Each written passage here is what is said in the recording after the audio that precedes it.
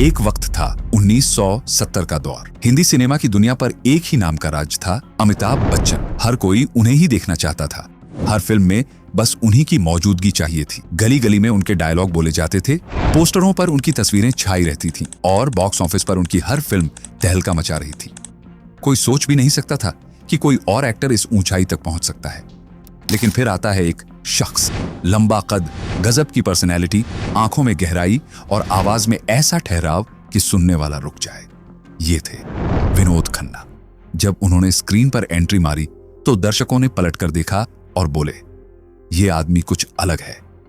धीरे धीरे उनकी फिल्में हिट होने लगी, उनका नाम छाने लगा और लोगों ने कहना शुरू कर दिया, अगर कोई है जो अमिताभ को टक्कर दे सकता है तो वो यही है। और वाकई विनोद खन्ना में वो सब कुछ था, स्टार बनने की पूरी काबिलियत। उनके करियर की रफ्तार तेज थी, उनके पास फिल्मों की लाइन लगी हुई थी। लेकिन तभी एक मोड़ आता है, ऐसा मोड़ जो हर किसी को चौंका देता है। जब लोग उम्मीद कर रहे थे कि वो बॉलीवुड के अगले नंबर 1 बन जाएंगे, तभी उन्होंने एक ऐसा फैसला लिया जिसने सबको सन्न कर दिया। विनोद खन्ना ने अचानक सब कुछ छोड़ दिया, फिल्में, शोहरत, फैन फॉलोइंग, और चल पड़े एक नई दिशा में। एक ऐसी राह जिसकी ओर आमतौर पर फिल्मी दुनिया के लोग मुड़ते नहीं, आध्यात्म की राह। और इस सफर का रास्ता उन्हें लेकर गया ओशो की ओर। ओशो यानी रजनीश, वो गुरु जिनकी बातों में एक अलग ही जादू था। ना वो परंपरा से बंधे थे, न समाज के नियमों में यकीन रखते थे। वो अपने ही अंदाज में जीते थे, बोलते थे और सोचते थे। और जब विनोद खन्ना उनसे मिले तो जैसे उन्हें कोई जवाब मिल गया हो। ओशो की बातें उनके दिल में उतर गईं। लोगों को लगा ये बस एक फेज होगा, लेकिन नहीं। विनोद खन्ना ने अपना करियर वहीं छोड़ दिया और अमेरिका के ओरेगन में बसे ओशो के आश्रम रजनीशपुरम में जाकर एक गार्डनर की तरह काम करने लगे। हाँ, वही आदमी जो लाखों दिलों की धड़कन था, अब फूल पौधों की देखभाल कर रहा था। एक बार किसी पत्रकार ने उनसे पूछा, आपने ये सब क्यों छोड़ दिया? विनोद खन्ना मुस्कुराए और बोले, जब सब कुछ माया है तो फिर इस माया को पकड़कर क्या करना? भीड़ में शोर है, एकांत में सुकून। सुनने वाले चौंक गए, ये क्या कह रहे हो? ऐसी बातें कोई स्टार कैसे कर सकता है? लेकिन विनोद खन्ना अकेले नहीं थे। ओशो की बातों से प्रभावित होकर लाखों लोग अपनी जिंदगी बदल चुके थे। किसी ने अपना घर छोड़ा, किसी ने करियर। सिर्फ भारत ही नहीं, पूरी दुनिया में ओशो की बातों का असर फैल चुका था।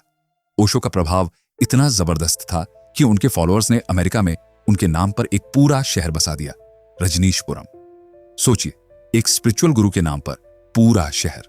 और यह शहर कोई छोटी मोटी जगह नहीं थी। इसमें एयरपोर्ट था, डैम था, खुद की सिक्योरिटी फोर्स तक थी।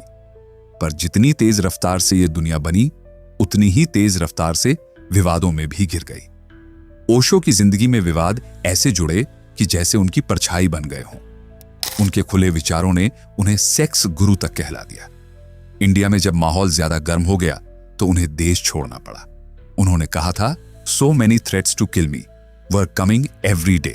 फिर अमेरिका में भी उनके खिलाफ केस हुए, उन्हें जेल में डाला गया। और फिर ऐसा वक्त आया जब दुनिया के 21 देशों ने उनके देश में आने पर बैन लगा दिया। सोचिए, एक आदमी जो कभी बस एक फिलॉसफी का प्रोफेसर था, वो इतना बड़ा नाम बन गया कि उसके पीछे पूरी दुनिया पागल थी। कोई उन्हें भगवान मानता था तो कोई शैतान। आज उनकी मौत को 35 साल से ज्यादा हो चुके हैं, लेकिन उनकी किताबें आज भी बिकती हैं, उनके वीडियो आज भी देखे जाते हैं और उनके नाम पर आज भी इवेंट होते हैं। ओशो की ये कहानी सिर्फ एक आध्यात्मिक गुरु की नहीं है, ये उस इंसान की कहानी है जिसने सोचने का तरीका बदल दिया, जिसने पूछा, जो तुम हो वो तुम क्यों हो? और विनोद खन्ना की कहानी, वो बताती है कि जिंदगी में कभी कभी एक रास्ता ऐसा भी होता है जो शोहरत की सीढ़ियों से हटकर आत्मा की गहराई तक जाता है। तो अब जब हम इस कहानी को और गहराई से समझने चलेंगे, याद रखिए, ये कोई फिल्मी स्क्रिप्ट नहीं है, ये हकीकत है। कुछ बातें हैरान करेंगी, कुछ बातें परेशान करेंगी, लेकिन ये सफर आपको सोचने पर जरूर मजबूर कर देगा। 11 दिसंबर 1931 मध्य प्रदेश के एक छोटे से गांव कुछवाड़ा में एक लड़के ने जन्म लिया। जैन परिवार में पैदा हुए इस लड़के का नाम रखा गया चंद्रमोहन जैन। कौन जानता था कि यही लड़का एक दिन ओशो के नाम से पूरी दुनिया को सोचने का तरीका सिखाएगा। ओशो अक्सर अपनी स्पीच में अपने बचपन की बात करते थे। वो बताते थे कि वो बचपन से ही बाकी बच्चों से अलग थे। उनके अंदर सवालों का समंदर था, क्यों, कैसे, क्या जरूरी है। हर चीज पर सवाल उठाना उनकी आदत थी और इसी आदत के चलते एक बार उन्हें कॉलेज से निकाल भी दिया गया था। लेकिन उन्होंने हार नहीं मानी। 1955 में जबलपुर यूनिवर्सिटी से बीए की पढ़ाई पूरी की और फिर 1957 में सागर यूनिवर्सिटी से फिलॉसफी में मास्टर्स की डिग्री हासिल की। क्लास में वो सिर्फ पढ़ते नहीं थे, बहस करते थे, सोच को चुनौती देते थे। मास्टर्स के बाद उन्होंने बतौर फिलॉसफी प्रोफेसर पढ़ाना शुरू किया। लेकिन उससे पहले उनकी जिंदगी में कुछ ऐसा हुआ जिसने उनका पूरा नजरिया ही बदल दिया। करीब 21 साल की उम्र में ओशो को एक बहुत गहरा, कहें तो जिंदगी बदल देने वाला आध्यात्मिक अनुभव हुआ। उन्होंने बाद में खुद कहा, उस रात मैं बदला नहीं, मैं मिट गया। जो था वो कुछ और बन गया। इसके बाद उनका रुझान पूरी तरह से फिलॉसफी और अध्यात्म की तरफ चला गया। उन्होंने पढ़ाना जारी रखा, लेकिन साथ ही साथ भारत के अलग अलग शहरों में जाकर लोगों से मिलने, अपने विचार बांटने शुरू कर दिए। वो सिर्फ धर्म की बात नहीं करते थे, वो हर उस चीज पर बात करते थे जिस पर लोग चुप रहते थे। राजनीति, सेक्स, परंपराएं, पाखंड। और उनकी यही बेबाकी धीरे धीरे उन्हें मशहूर करने लगी। 1966 में उन्होंने यूनिवर्सिटी से इस्तीफा दे दिया और खुद को पूरी तरह से स्पिरिचुअल गुरु बनने के लिए समर्पित कर दिया। अब वो सिर्फ प्रोफेसर नहीं रहे, अब वो ओशो बन चुके थे। उनकी स्पीच का अंदाज अलग था। वो ना तो डरते थे, ना झिझकते थे। उनके शब्द चुभते भी थे और जगाते भी थे। और इसी कारण जितना उन्हें सराहा गया, उतना ही विवादों में भी घिरते गए। उसी दौर में दो और नाम उनकी जिंदगी में अहम बनकर सामने आए। पहली थी लक्ष्मी, जो बाद में मां योग लक्ष्मी के नाम से जानी गई और उनकी पर्सनल सेक्रेटरी बनी। और दूसरी थी क्रिस्टीना वुल्फ, जिन्हें ओशो ने नाम दिया प्रेम निवान। मां योग लक्ष्मी भारत में ओशो के सारे कैंप और प्रवचन मैनेज करती थी, जबकि प्रेम निवान विदेशों में उनके फैलते प्रभाव को संभालती थी। धीरे धीरे ओशो के फॉलोअर्स बढ़ने लगे, उनके कैंप हजारों की संख्या में भरे जाने लगे। और फिर आया उनका सबसे बड़ा स्टेप, नव संन्यास आंदोलन। ओशो ने इसमें कहा, अब संन्यास मतलब संन्यास नहीं, इसका मतलब है आजादी, खुलकर जीना, खुलकर सोचना और किसी भी सामाजिक या धार्मिक बंधन में ना बंधना। ओशो ने अपनी बातें सीधी और साफ रखी, यहां तक कि उन्होंने सेक्स को भी स्पिरिचुअलिटी से जोड़ने की बात कही। उनके हिसाब से यह भी आत्मा की यात्रा का एक हिस्सा हो सकता है, अगर उसे सही समझ के साथ अपनाया जाए। यहां एक बात साफ कर दें, ओशो ने कभी किसी को उकसाया नहीं, बल्कि उन्होंने कहा, मैं मार्ग दिखाता हूं, चलना है या नहीं, यह तुम्हारा चुनाव है। उनकी यह सोच भारत के पार भी गूंजने लगी। अमेरिका, जर्मनी, फ्रांस, जापान जैसे देशों से हजारों लोग ओशो को सुनने भारत आने लगे। और ये लोग सिर्फ सुनने नहीं आते थे, वो मन से भी जुड़ते थे और आर्थिक रूप से भी। इन्हीं पैसों से ओशो ने 1974 में पुणे के कोरेगांव में एक भव्य आश्रम की नींव रखी। यह सिर्फ एक आश्रम नहीं था, यह एक पूरी दुनिया थी, जहां ध्यान था, संगीत था, कला थी और जीवन की हर दिशा पर प्रयोग किया जाता था। इस आश्रम में कभी एक ही समय में 30,000 से भी ज्यादा लोग रहा करते थे। यहां कोई ऊंच नीच नहीं थी, कोई जाति धर्म नहीं था, सिर्फ साधना थी, विचार थे और खुद को खोजने की कोशिश। ओशो का यही अंदाज उन्हें अद्वितीय बनाता था। वो कहते थे, मैं तुम्हें धर्म नहीं दूंगा, मैं तुम्हें खुद से मिलवाऊंगा। उनकी बातें लोगों को या तो बहुत पसंद आती थीं या बहुत चुभती थीं, लेकिन नजरअंदाज कोई नहीं कर पाता था। और शायद यही वजह थी कि ओशो के लिए जो रास्ता बना वो आसान नहीं था, लेकिन बेहद असरदार था। आश्रम में धीरे धीरे विदेशी लोगों की भीड़ बढ़ती चली गई। ज्यादातर लोग बाहर के देशों से ही थे और हर कोई ओशो की सोच और उनकी खुली विचारधारा से आकर्षित हो रहा था। ओशो ने अपने आश्रम में कई तरह की थेरेपीज और इंटरनल वर्कशॉप्स शुरू की, जिन्हें वो इंसान के अंदर छुपे स्पिरिचुअल पॉसिबिलिटी को बाहर निकालने का जरिया मानते थे। उन्हीं थेरेपीज में एक तरीका था लिबरल सेक्स, यानी आश्रम के लोग एक दूसरे के साथ बिना किसी बंधन के शारीरिक संबंध बना सकते थे। शुरुआत में इसे स्वतंत्रता की अभिव्यक्ति माना गया, लेकिन समय के साथ यह प्रैक्टिस विवादों में घिर गई। ओशो के पुणे आश्रम में रह चुके कई पूर्व अनुयायियों ने बाद में दावा किया कि ये सारी चीजें इतनी भी स्वतंत्र नहीं थीं जितनी दिखाई देती थी। 1980 में 6 महीने तक आश्रम में रही रोजलिन स्मिथ ने कहा था, यहां औरतों पर साइकोलॉजिकल प्रेशर डाला जाता था ताकि वो इन सेक्सुअल एक्टिविटीज में शामिल हों। अगर कोई मना करता था तो उस पर अलग तरह से दबाव बनाया जाता था। रोजलिन ही नहीं, फ्लोद नाम के एक और अनुयायी ने भी कहा कि उन्होंने खुद देखा कि एक सत्र के दौरान 2 पुरुष एक महिला के साथ जबरदस्ती कर रहे थे। इसी तरह डेविड बटेल ने बताया कि आश्रम की एक महिला को ऐसे ही अनुभव से गुजरना पड़ा और बाद में उसे इस ट्रॉमा से निकलने में सालों की काउंसलिंग लग गई। इन बातों को और गंभीर बना दिया कुछ मेडिकल रिपोर्ट्स ने। एक्स डिसिप्लिन स्मिथ ने बताया कि आश्रम में फैली मुक्त यौन स्वतंत्रता के कारण गोनोरिया और हर्पीस जैसी यौन रोग फैलने लगे थे। जहां एक तरफ ओशो के स्पिरिचुअल थ्योरीज को फॉलो करने वाले उनके अनुयायी थे, वहीं दूसरी तरफ इन ग्रुप सेक्स प्रैक्टिसेस के कारण सरकार और लोकल एडमिनिस्ट्रेशन में नाराजगी फैलने लगी थी। इसी बीच ओशो की सबसे विवादित किताब ने और भी बवाल मचा दिया, संभोग से समाधि की ओर, जो 1980 के आखिर में पब्लिश हुई थी। इस किताब में सेक्स और अध्यात्म के मेल को बेहद खुलकर बताया गया था, जो उस दौर के हिसाब से लोगों के लिए चौंकाने वाला था। ओशो कह रहे हैं कि सेक्स भी साधना हो सकती है। यह सवाल उस समय लगभग हर न्यूज़पेपर में था। अब मुश्किल सिर्फ आश्रम के अंदर की प्रैक्टिसेस तक सीमित नहीं रही, बल्कि ओशो ने राजनीति और धर्म पर भी तीखे और बेबाक कमेंट्स करना शुरू कर दिए। और जैसा कि अक्सर होता है, उनकी बातें कितनी भी तार्किक क्यों ना हो, बहुत से लोगों को बुरी लगने लगी, खासकर पॉलिटिशियन को। सरकार को लगने लगा कि ओशो का बढ़ता प्रभाव समाज में एक अलग ही तरह की विचारधारा पैदा कर रहा है, जो परंपराओं और सत्ता दोनों के खिलाफ है।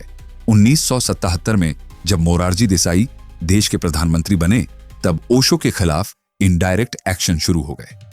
पहला बड़ा एक्शन था टैक्स का। विदेश से आए डोनेशंस पर भारी टैक्स लगाया गया, यहां तक कि उनकी प्रॉपर्टी पर भी टैक्स लगा दिया गया।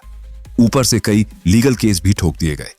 इन बढ़ती परेशानियों और सरकारी टेंशन को देखकर ओशो ने इंडिया छोड़ने का फैसला लिया। वो जानते थे कि अगर उन्हें अपनी थ्योरी को फैलाना है, अपने लोगों तक बिना रोक टोक पहुंचना है, तो उन्हें ऐसी जगह जाना होगा जहां विचारों पर ताले न लगे हों। और यही सोचकर उन्होंने अमेरिका का रुख किया, जहां से उनकी जिंदगी का एक और सबसे विवादित चैप्टर शुरू हुआ। 1981 का साल था। ओशो अब तक इंडिया में कई तूफानों से गुजर चुके थे। पुणे में कंट्रोवर्सीज, गवर्नमेंट का प्रेशर और मीडिया का हंगामा, ये सब उन्हें थका चुका था। तभी उनके जीवन में एक नया चेहरा आया, शीला अंबालाल पटेल, जो आगे चलकर मां आनंद शीला के नाम से पहचानी गई। ओशो ने खुद यह नाम दिया था। शीला न सिर्फ उनकी शिष्या बनी, बल्कि अमेरिका में उनके पूरे मिशन की कमान भी संभालने लगी। जो शुरुआत में बेहद समर्पित दिखी, वही बाद में उनके सबसे बड़े पतन की वजह बन गई। लेकिन उस मोड़ तक पहुंचने में अब भी वक्त था। उसी साल यानी 1981 ओशो भारत से अमेरिका चले गए। वहां ओरेगन राज्य के उत्तर पश्चिमी इलाके में एक वीरान सा रेगिस्तानी इलाका था, वास्को काउंटी, और वहीं उनके फॉलोअर्स ने मिलकर एक ऐसी सिटी खड़ी कर दी जिसकी कल्पना भी मुश्किल थी। नाम रखा गया रजनीशपुरम। यह कोई आम शहर नहीं था, यह एक आइडियल दुनिया थी उनके अनुयायियों के लिए। करीब 260 वर्ग किलोमीटर में फैली इस सिटी को ओशो के भक्तों ने अपने खून पसीने से बनाया था। कोई कारपेंटर था तो किसी ने इंजीनियरिंग की। डॉक्टर, नर्स, ड्राइवर, सब अपने अपने स्किल्स के साथ इस कम्यून का हिस्सा बन गए। कोई तनख्वाह नहीं, कोई उम्मीद नहीं, बस ओशो के लिए जीने और कुछ बड़ा करने का जज्बा था। कुछ फॉलोअर्स तो अपनी पूरी लाइफ सेविंग तक इस आश्रम पर लुटा बैठे। यहां तक कि बॉलीवुड एक्टर विनोद खन्ना तक इस मिशन में शामिल हो गए थे। वे साल 1982 में रजनीशपुरम पहुंचे थे और बाकायदा वहां गार्डनर की भूमिका निभा रहे थे। हां, वही विनोद खन्ना जिनके पोस्टर्स कभी थिएटर में लगे रहते थे, अब वो फूल पौधे संभालते दिखते थे। रजनीशपुरम में वो हर चीज मौजूद थी जो एक मॉडर्न सिटी में होती है। Police department, fire brigade, public transport, malls और एयर स्ट्रिप्स तक। हां, प्लेन लैंड कराने के लिए बाकायदा रनवे बनाए गए थे, क्योंकि दुनिया भर से लोग प्राइवेट जेट्स में ओशो से मिलने पहुंचते थे। खास बात यह थी कि इस पूरे शहर पर अमेरिका की सरकार का कोई कंट्रोल नहीं था। सब कुछ ओशो के सिस्टम के मुताबिक चलता था। देखते ही देखते ओशो की पॉपुलैरिटी अमेरिका में आसमान छूने लगी। हालांकि इस पर मेडिकल अथॉरिटी की पुष्टि सीमित रही, इसलिए ज्यादा डिटेल्स सामने नहीं आई। अब यहां ओशो की बढ़ती हुई पकड़ से अमेरिकन एडमिनिस्ट्रेशन में बेचैनी शुरू हो गई थी। उन्हें लगने लगा कि यह सिर्फ एक स्पिरिचुअल मूवमेंट नहीं, बल्कि एक पॉलिटिकल ऑटोनॉमस जोन बनता जा रहा है और ये अमेरिका के सिस्टम के लिए खतरा हो सकता है। मगर ध्यान देने वाली बात यह थी कि अमेरिका में इससे पहले भी कई भारतीय गुरुओं और साधुओं ने आकर अपने मिशन चलाए थे बिना किसी परेशानी के, जैसे कि स्वामी विवेकानंद या फिर परमहंस योगानंद, जिनके आश्रम आज भी अमेरिका में चल रहे हैं। लेकिन ओशो का स्टाइल, उनकी तेजी से बढ़ती ताकत और फॉलोअर्स का अंधभक्ति वाला व्यवहार, ये सब मिलाकर कुछ ऐसा माहौल बना रहे थे जिससे सरकार चौकन्नी हो गई। जैसे स्वामी विवेकानंद, स्वामी परमहंस योगानंद और इस्कॉन के फाउंडर श्रीला प्रभुपाद, ये सभी भारतीय संत अमेरिका में ओशो से बहुत पहले जा चुके थे और अपने मिशन को शांति और सफलता के साथ चला भी चुके थे। लेकिन ओशो के लिए मामला थोड़ा अलग था, क्योंकि अमेरिका को उनके जैसे एक कल्ट लीडर के साथ पहले ही बहुत कड़वा अनुभव हो चुका था। साल 1978 में अमेरिका के गयाना नामक देश में एक व्यक्ति था, जिम जोन्स। उसने वहां एक अलग बस्ती बसाई थी जिसे उसने नाम दिया जॉन्सटाउन। उसका कहना था कि वो एक नई दुनिया, एक बेहतर समाज बनाना चाहता है। सुनने में तो बात बहुत शानदार लगती थी, लेकिन हकीकत बेहद खौफनाक थी। कुछ ही समय बाद उस जॉन्सटाउन में जो हुआ वो इतिहास के सबसे डरावने पन्नों में दर्ज हो गया। जिम जोन्स ने अपने लगभग 918 अनुयायियों को एक साथ आत्महत्या करने पर मजबूर कर दिया। उनमें से ज्यादातर अमेरिकी नागरिक थे और यह घटना अमेरिका की आत्मा को हिलाकर रख गई थी। तो जब ओशो ने 1981 में ऑरेगन में रजनीशपुरम की नींव रखी, अमेरिकी सरकार तुरंत अलर्ट हो गई। उन्हें डर था कि कहीं यह भी जॉन्सटाउन जैसी कोई त्रासदी ना दोहराए, और इसी वजह से रजनीशपुरम में होने वाली हर हलचल पर प्रशासन ने बारीकी से नजर रखनी शुरू कर दी थी। फिर आया साल 1984, जब चीजें अचानक खतरनाक मोड़ पर पहुंच गईं। रजनीशपुरम की मैनेजर और ओशो की बेहद करीबी सहयोगी मां आनंदशीला पर गंभीर आरोप लगे। क्या आपको पता है कि आपने अमेरिका के इतिहास का सबसे बड़ा बायोटेरर अटैक करवाया है? यह सवाल अमेरिकी प्रशासन की ओर से पूछा गया था, जब उन्होंने आरोप लगाया कि शीला और उनके कुछ साथियों ने ओशो के कहने पर साल्मोनेला बैक्टीरिया का इस्तेमाल किया।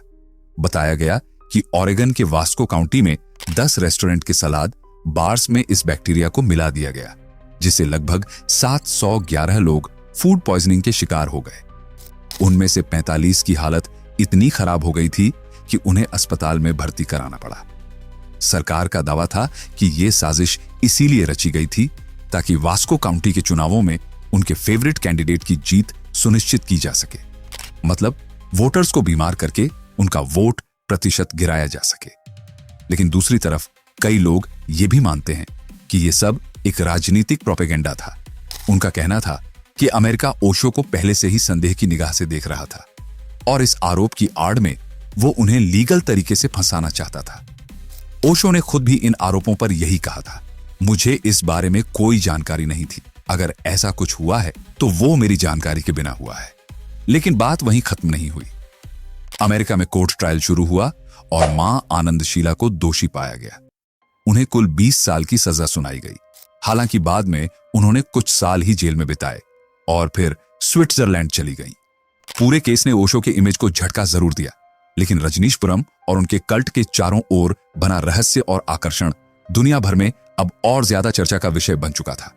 जैसे ही मां आनंदशीला पर बायोटेररिज्म का केस साबित हुआ, अमेरिकी अथॉरिटी ने ओशो और उनके रजनीशपुरम पर भी फुल एक्शन मोड में आना शुरू कर दिया। उन्हें बस एक बहाना चाहिए था और शीला वाला मामला उन्हें वो बहाना दे गया। उस घटना के बाद से ओशो पर शिकंजा कसता चला गया। हालात ऐसे बन गए कि कुछ ही दिनों में ओशो ने अपने सबसे करीबी फॉलोअर्स के साथ अमेरिका छोड़ने का फैसला किया।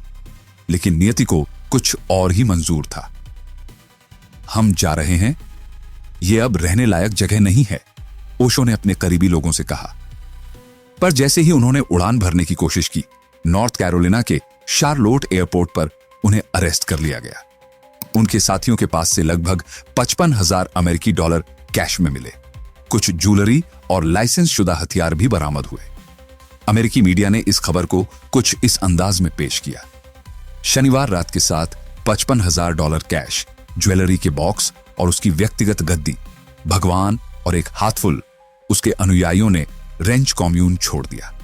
अब कहानी ने बिल्कुल नया मोड़ ले लिया था। ओशो पर इमिग्रेशन फ्रॉड के आरोप लगाए गए। अगले 12 दिन तक उन्हें अमेरिका की अलग अलग जेलों में घुमाया गया, उनका पासपोर्ट जब्त कर लिया गया और सबसे चौंकाने वाली बात, अमेरिका के कहने पर 21 देशों ने ओशो की एंट्री पर बैन लगा दिया। ओशो को समझ आ गया था कि अब उनके पास कोई ऑप्शन नहीं बचा है। अमेरिका ने उन्हें इतना मानसिक और शारीरिक रूप से तोड़ दिया था कि अब सिर्फ वापसी ही बची थी। मुझे झड़ दिया गया है, धीरे धीरे मुझे मारने की कोशिश की जा रही है, ओशो ने भारत लौटने के बाद अपने अनुयायियों से कहा। आखिरकार जनवरी 1987 में ओशो वापस पुणे लौटे, उसी आश्रम में जहां से उनकी अंतर्राष्ट्रीय यात्रा शुरू हुई थी। लेकिन इस बार वो सिर्फ एक आध्यात्मिक गुरु नहीं थे, बल्कि एक ऐसे व्यक्ति जो अमेरिका जैसे देश के सिस्टम से टकरा कर लौटा था, जिंदा लेकिन अंदर से बुरी तरह घायल। उनकी वापसी के साथ ही एक नया अध्याय शुरू हुआ, लेकिन उस अमेरिकी जेल की दीवारों के पीछे जो अनुभव ओशो ने झेला वो उनकी आंखों में साफ झलकता था। अमेरिका से लौटने के कुछ ही समय बाद ओशो की तबीयत लगातार बिगड़ने लगी। कभी तेज बैक पेन, कभी अस्थमा के अटैक और फिर धीरे धीरे हार्ट से जुड़ी गंभीर परेशानियां। ये सब कुछ अचानक नहीं हुआ था। ओशो ने खुद कहा था, मेरे शरीर में कुछ डाला गया है। ये जो तकलीफें हैं ये उसी स्लो पॉइजन का असर है जो मुझे अमेरिका की जेल में दिया गया था। यह बयान जितना डराने वाला था उतना ही चौंकाने वाला भी। और फिर आया वो दिन जिसने उनके लाखों चाहने वालों को हिला दिया। 19 जनवरी 1990। 60 साल की उम्र में ओशो ने इस दुनिया को अलविदा कह दिया। लेकिन यह अलविदा जितना शांत दिखाई दिया उतना ही रहस्यमयी भी था। ओशो की जिंदगी की तरह उनकी मौत भी कंट्रोवर्सी से भरी हुई थी और अब तक उस पर कई थ्योरी सामने आ चुकी हैं। ज्यादातर थ्योरी एक ही ओर इशारा करती हैं। ओशो की मौत कोई नेचुरल डेथ नहीं थी, उन्हें मारा गया। कई लोगों का दावा है कि ओशो के अपने ही करीबी शिष्यों ने उन्हें धीमा झर देकर जान से मार दिया। वजह साफ थी, ओशो के बाद पूरे आश्रम की कमान अपने हाथ में लेने की होड़। प्रॉपर्टी, इंटरनेशनल नेटवर्क और ओशो ब्रांड, सब कुछ हथियाने के लिए। इस रहस्यमयी मौत पर मशहूर इन्वेस्टिगेटिव जर्नलिस्ट अभय वाडिया ने एक किताब भी लिखी, हु किल्ड ओशो। इस किताब में उन्होंने उस दिन के कई ऐसे पहलुओं पर सवाल उठाए जो अब तक सबके सामने नहीं आए थे। किताब में जिक्र है कि ओशो की मौत वाले दिन उनके आश्रम में कई अजीब घटनाएं घटी। सबसे हैरानी की बात यह थी कि उस दिन ओशो की मां भी पुणे आश्रम में ही मौजूद थी, लेकिन उन्हें ओशो की तबीयत के बारे में कुछ भी नहीं बताया गया। यहां तक कि जब ओशो की हालत खराब हो रही थी तब उनकी मां को उनके पास जाने तक नहीं दिया गया। और तो और ओशो के पर्सनल डॉक्टर को भी दूर रखा गया। उनकी तबीयत खराब होने पर किसी और डॉक्टर को बुलाया गया। जब ओशो के निजी फिजिशियन को पता चला कि ओशो की तबीयत बहुत बिगड़ चुकी है, वो तुरंत आश्रम पहुंचे, लेकिन आश्रम के गेट पर ही रोक दिए गए। मैंने उन्हें अपनी आंखों के सामने अंतिम सांस लेते नहीं देखा, ओशो के पर्सनल फिजिशियन ने बाद में मीडिया को बताया। जब मैं पहुंचा तो वो पहले ही जा चुके थे और मुझे उनके कमरे के बाहर ही रोक दिया गया। इन सारी बातों ने ओशो की मौत को एक अनसुलझे रहस्य में बदल दिया है। आज भी लाखों लोग मानते हैं कि ओशो की मौत एक साधारण मौत नहीं थी, वो किसी गहरी साजिश का हिस्सा थी। और जब तक इन सवालों के जवाब नहीं मिलते, ओशो की मौत का रहस्य हमेशा जिंदा रहेगा, ठीक वैसे ही जैसे उनका विचार, उनकी सोच और उनके शब्द। ओशो की मौत के बाद सबसे ज्यादा सवाल अगर किसी चीज पर उठे तो वो थी उनकी पोस्टमार्टम रिपोर्ट। कहा गया कि बिना किसी ढंग के मेडिकल चेकअप के सीधा रिपोर्ट बना दी गई और उसमें लिखा गया कारण हार्ट अटैक। अब इतने बड़े व्यक्ति की मौत हो और बिना किसी डिटेल के रिपोर्ट दे दी जाए, यह बात किसी को भी हजम नहीं हुई। कुछ लोगों का साफ साफ कहना था यह हार्ट अटैक नहीं था, यह एक साजिश थी, उन्हें जहर दिया गया था और उसके सारे लक्षण उनकी बॉडी में मौजूद थे। हैरानी की बात यह थी कि इन लक्षणों की जांच के बजाय उनके अंतिम संस्कार में भी इतनी जल्दीबाजी की गई जैसे कोई कुछ छुपा रहा हो। और अब कहानी और भी रहस्यमयी हो जाती है, क्योंकि ठीक ओशो की मौत के 40 दिन पहले उनके बेहद करीबी अनुयायी प्रेम निवान, असली नाम क्रिस्टिया वुल्फ, की भी मौत हो गई थी और उस मौत का कारण बताया गया ड्रग ओवरडोज। लेकिन लोग आज तक समझ नहीं पाए कि ऐसा कैसे हुआ, क्योंकि उनके निधन के बाद भी वही पैटर्न दोहराया गया, जल्दबाजी में अंतिम संस्कार, बिना किसी गहराई से जांच के। लोगों का कहना था दोनों की मौतें अचानक हुई और दोनों की डेड बॉडी को बिना देर किए जला दिया गया। क्या यह सिर्फ इत्तेफाक था? सच क्या था? ये कोई नहीं जान पाया, क्योंकि उस रात ओशो के कमरे में आखिर हुआ क्या था, ये बात आज तक पूरी दुनिया के लिए एक रहस्य बनी हुई है। हालांकि ओशो की मौत के बाद उनके जैसा कोई दूसरा ओशो कभी नहीं बन पाया, लेकिन उनके नाम पर एक इंटरनेशनल ऑर्गेनाइजेशन आज भी एक्टिव है। ओशो के आश्रम अब भी खुले हैं और उनकी अधूरी विरासत को उनके भाई आगे बढ़ा रहे हैं। कंट्रोवर्सी से भरी जिंदगी जीने के बावजूद एक बहुत बड़ा तबका ऐसा भी है जो ओशो को 20वीं सदी का सबसे प्रभावशाली फिलोसोफर मानता है। उनके फॉलोअर्स उन्हें सिर्फ ओशो नहीं कहते, भगवान रजनीश ओशो कहकर बुलाते हैं। उनके कमरे की दीवारों पर ओशो की तस्वीरें लगी होती हैं, जैसे वो किसी संत या गुरु की पूजा करते हों। अब ये बात जितनी भावुक लगती है उतनी ही दमदार भी है, क्योंकि सच ये है कि अगर उनकी पर्सनल कंट्रोवर्सीज को थोड़ी देर के लिए साइड कर दें तो उन्होंने धर्म, राजनीति, समाज, सेक्स और मानव मनोविज्ञान जैसे टॉपिक्स पर जो बातें कही थीं वो अपने समय से कहीं आगे की थीं। उनके ज्यादातर तर्क ऐसे थे जिनका आज भी कोई जवाब नहीं दे पाया है। इसीलिए आज का यूथ ही नहीं, 50 साल पुराना यूथ भी उनकी बातों से उतना ही प्रभावित था। लोग अक्सर ये सोचते हैं कि ओशो पूरी तरह से धर्म विरोधी थे, पर यह अधूरा सच है। ओशो ने धर्म की उन बातों की आलोचना की जो उन्हें बिना लॉजिक के और मानवता के खिलाफ लगती थी, लेकिन उन्होंने कई ऐसी बातों का समर्थन भी किया जिन्हें वो इंसान की ग्रोथ के लिए जरूरी मानते थे। और सबसे खास बात यह थी कि ओशो ने कभी भी खुद को पॉलिटिकल या धार्मिक ताकतों के नीचे झुकाया नहीं। उन्होंने कभी कोई ऐसा स्टैंड नहीं लिया जिससे उनका इमेज बच जाए या उन पर कार्रवाई ना हो। ओशो वही कहते थे जो उन्हें सही लगता था, और इसीलिए आज भी चाहे आप उन्हें माने या ना माने, पर आप उन्हें नजरअंदाज नहीं कर सकते। ओशो की सबसे बड़ी खासियतों में से एक थी उनकी बेबाकी। उन्होंने कभी भी अपनी बात घुमा फिरा कर नहीं कही, जो दिल में था वही जुबान पर लाते थे। ओशो की स्पीचेस पर आज सैकड़ों किताबें पब्लिश हो चुकी हैं। उन्होंने फिलॉसफी से लेकर साइंस, एनवायरनमेंट, नेचर, इकोलॉजी, राजनीति, धर्म, आस्था, हर विषय पर अपनी राय दी। और ऐसा नहीं कि बस राय दे दी, उन्होंने ऐसे तर्क दिए जिनका जवाब आज तक इंटरनेट की भीड़ में कोई ढंग से नहीं दे पाया है। उनके तर्क कहीं ना कहीं लोगों को चुनौती देते थे, सोचने पर मजबूर कर देते थे। लेकिन फिर भी इतनी सारी अचीवमेंट्स के बावजूद एक अजीब सी बात यह है कि आज भी ज्यादातर लोग उन्हें सेक्स गुरु के नाम से ही जानते हैं। अब इसमें कोई दो राय नहीं कि ओशो ने कई बार ऐसे कदम उठाए जो कंट्रोवर्शियल थे। उनके कुछ फैसले और स्टेटमेंट्स इतने बोल्ड थे कि समाज की सोच से बहुत आगे निकल गए, और शायद यहीं पर वो चूक गए। उनके एक गलत कदम ने उनकी ढेरों अच्छी बातों और उपलब्धियों पर जैसे पर्दा डाल दिया। लोग उनके ज्ञान को, उनकी सोच को, उनकी फिलॉसफी को भूल गए और उन्हें एक टैग दे दिया गया, सेक्स गुरु। लेकिन सच यह है कि ओशो सिर्फ एक व्यक्ति नहीं थे, वो एक मिस्ट्री थे, एक ऐसा राज जिसे आज तक कोई समझ नहीं पाया। उनकी जिंदगी के हर मोड़ पर सवाल थे, हर कहानी में एक नई परत थी। ओशो को डिफाइन कर पाना लगभग नामुमकिन है, क्योंकि वो किसी एक आइडियोलॉजी में फिट ही नहीं होते थे। उन्होंने हमेशा सीमाओं को तोड़ा, धर्म की सीमाएं, समाज की सीमाएं, सोच की सीमाएं, और शायद इसी वजह से वो पूरी जिंदगी खुद एक रहस्य बने रहे जिसे आज भी कोई सुलझा नहीं पाया है।